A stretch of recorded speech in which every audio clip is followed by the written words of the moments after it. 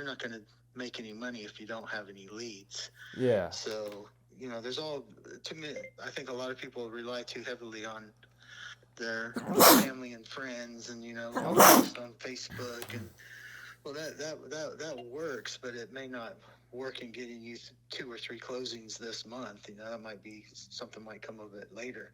Oh, this is Caleb? I'm sorry, this is who? Caleb. I gave you a call. Yeah. I'm assuming you're returning my call from this morning, this Troy? Yes, it is. Awesome, Troy. So I was just reaching out to realtors today because I'm considering going out and getting my own license, but I'm trying to get some feedback from some other agents who have either just got started out and are in a competitive industry and what they're doing to stand out, along with just what made you want to get started in real estate in the first place, just to even see if this is a good career path for me at all.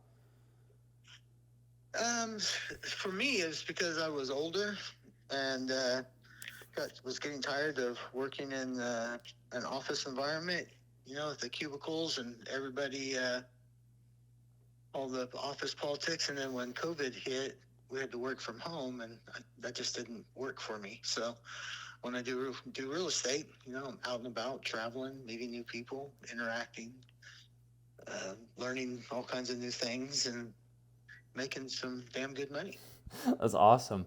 I have run into a lot of people saying it's a referral business. Have you run into any issues regarding that when you got started out at all? Because that's kind of deterring me a little bit. Yeah, so here's the deal. If you read a couple of books, Millionaire Real Estate Agent or something is a good one.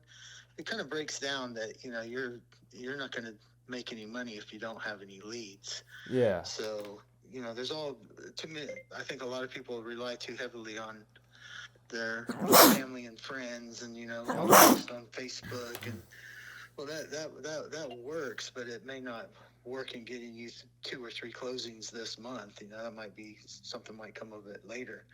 So I buy leads. Okay.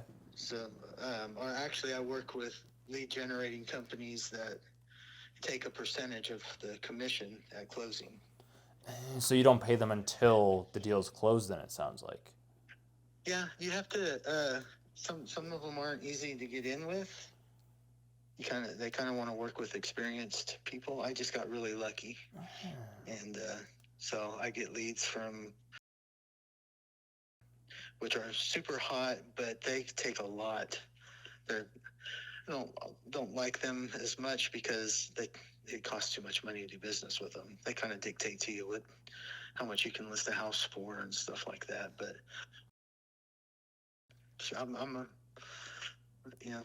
I think I had 8 closings last month. They all came from. Congrats, man. That's awesome. Yeah.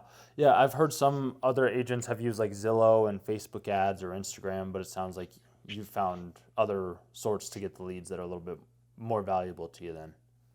Yeah, I just had a good broker that hooked me up, was able to hook me up and get me started with some good leads. Awesome. And I'm curious too, I've run into some other agents that talk about the mindset and the hustle and the bustle of everything.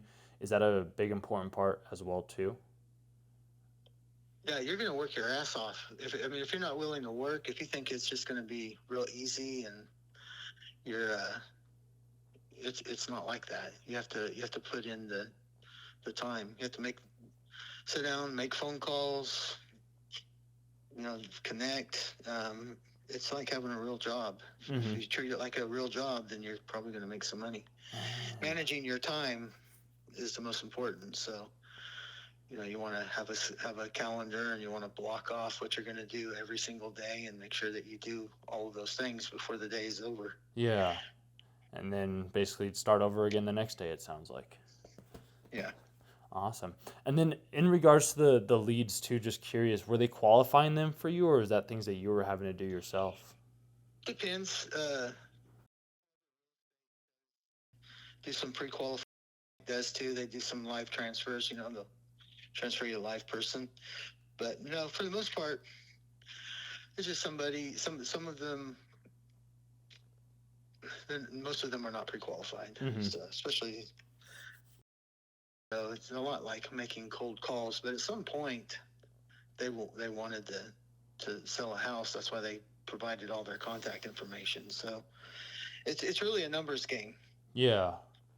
If you sit down and you call, when you first start out, you're going to want to, if you're working leads like I do, you're probably going to want to call like 200 a day to make that your thing, and then document how many contacts you make, how many appointments you set, and how many deals you close. And then once you kind of have a baseline, you know exactly how many calls you need to make each day to talk to so many people to set an appointment.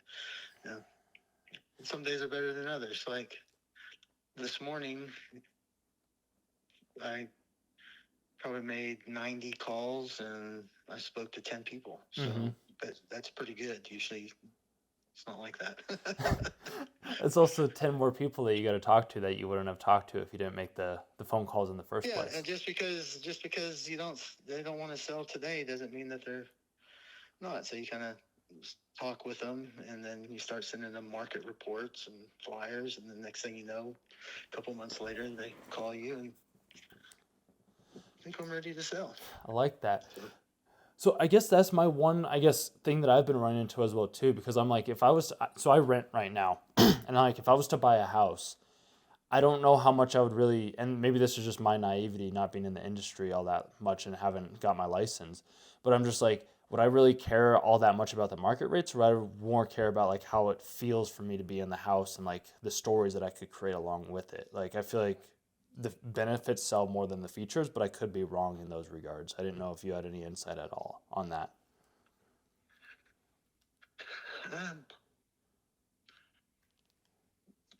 I'm not sure I understand the question, honestly. Yeah, so I guess like I listen to like a lot of like sales videos and just concepts around like human psychology and like behavioral things.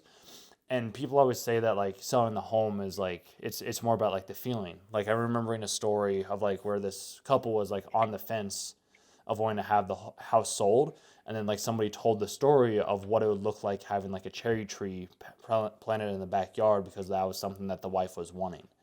So I didn't know if that was like things that are more valuable than like the market reports, or if it is more of like, this is how the market's at, these are where the homes are at.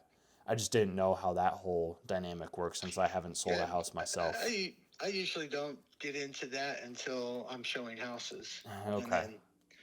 And then you kind of, talk about the emotions.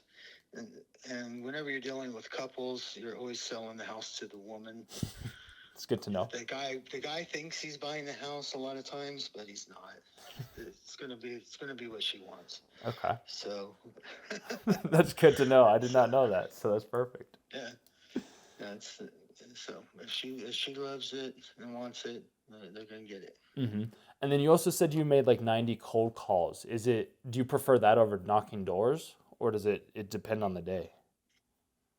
I've never gone out knocking on doors. Okay. Because I've heard some say that works, but then it's also like who knows if the person's even wanting to sell the house at that point in time. No, well, I've done flyers, postcards and stuff. Mm-hmm. That seems to be, I guess you have, that doesn't generate a lot right off the bat, and it's kind of expensive. Mm-hmm. But most of man, yeah, I'm starting to get referrals now, because I've only been licensed for a year. Yeah. I've only actually been selling. I went to Europe for a while, and then when I didn't come back and start actually working the business until about June. So, but I've sold more houses from June until now than the average realtor will sell all year long. So, and that's just because I had a good broker and a good way of funneling, getting leads. And as much as I hate paying 20 to 30% of my commission to a lead generator, at least they keep me busy. True. Yeah. Because I still made like $25,000 last month. So it's incredible, man. Like, for your first year, especially at like That's incredible, dude. So congrats.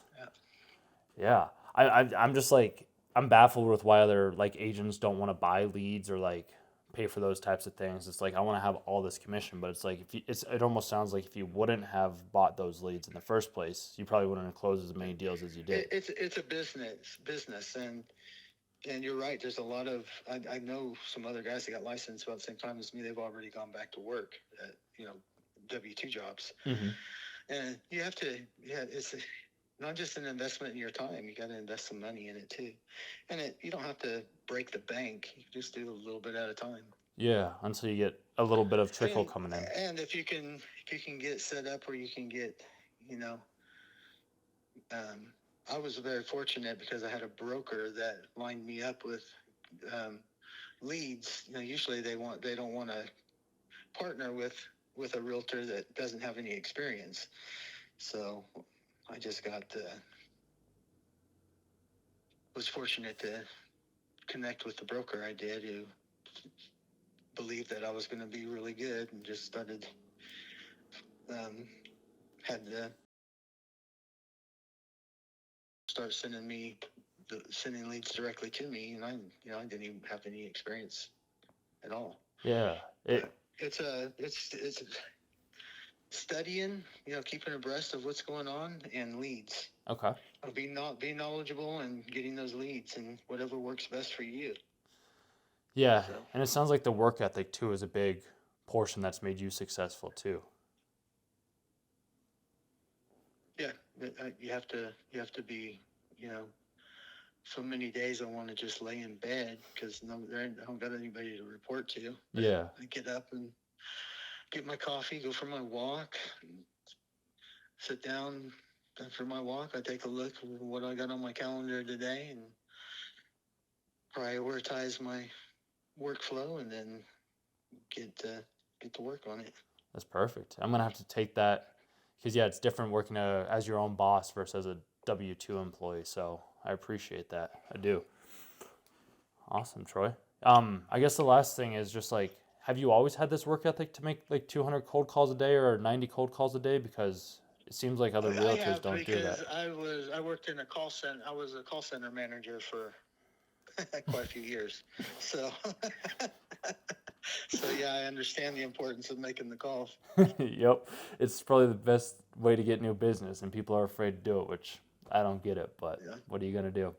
Well, hey, Troy, I'd like to have a place down. I'm in Colorado right now, so I don't get the nice warm weather that you do down there, but I'd love to be able to work with you once I do have the means to be able to get a house down there.